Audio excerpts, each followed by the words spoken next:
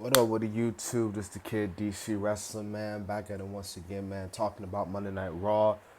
Once again, another amazing week of the King of the Ring tournament. The majority of the King of the Ring matches were really dope tonight.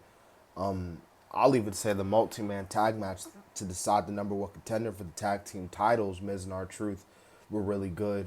So overall, just a really good episode of Monday Night Raw. I do want to talk about Jey Uso versus Dragunov. I know already coming out the gate, a lot of people are obviously shocked, and I can already tell a lot of people ain't gonna necessarily be too happy. Jey Uso won the match. It was a really good one, but Jey Uso won the match. He defeated Dragunov, and the reason why I said a lot of people are probably not gonna be happy about this one because obviously the big matchup of this entire tournament was definitely Dragunov versus Gunther, and it seemed like, especially with them in the same bracket, this was literally one step closer to it. Had Dragunov beat Jey Uso tonight, the next week on Monday Night Raw, we would have gotten Dragunov versus Gunther. Dragunov and Gunther have fought times before, incredible matches, and obviously the world, the people wanted to see it. But I'm not, I ain't mad about this. Jey Uso is just over as hell right now, and I feel like a match, Dragunov and Gunther, so big, you gotta put that crap on pay per view. You gotta put that like at a premium live event. You know what I mean?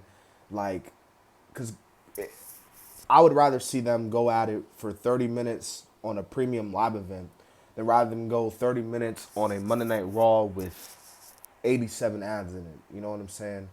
I might go more into it. I might make its own video about it, especially if it gets a lot of more coverage. But as far as the match goes, it's really good. And Dragunov still looked good despite losing. So this, is gonna definitely motivate him more, obviously. And then you got the stuff with Chad Gable. I might make its own video on that too. But the stuff with Chad Gable is pretty much good stuff here. The dude went off on Alpha Academy, and Alpha Academy losing again tonight just angering Chad Gable some more because he wanted to see his team do good. He slapped the absolute madness out of freaking Otis. Like, his slap was more harder than the punch Becky gave Liv early in the night, which I don't know what that was. I wouldn't even consider that a punch. But yeah, man, I'm liking what they're doing with. I'm liking the story that they're doing right now with Chad and the Alpha Academy. And they're building up the triple threat match. Obviously, you still got the Judgment Day, which opened up the show. Drew McIntyre will get his title match. Damian Priest was like, "You want your match? I'll give it to you. Fine." So those two will most likely. I don't want to say it might happen, but it could very well happen at the Clash at the Castle pay-per-view. Plus, this still gives Drew some time, to heal up.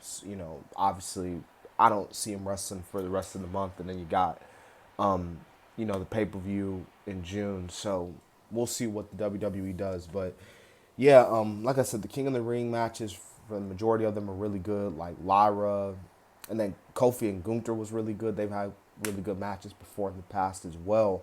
And Carlito is trying to join Judgment Day. You know, basically because he has problems with the LWO, and obviously the Judgment Day. History. You know how that goes. So, but yeah, man, I honestly can't complain. I thought this Raw was really good, and the King of the Ring has really been so good so far. Unfortunately, we've had some injuries, unfortunately, but outside of that, this I've really had no real complaints with this whole King and Queen of the Ring tournament, honestly. So there you have it.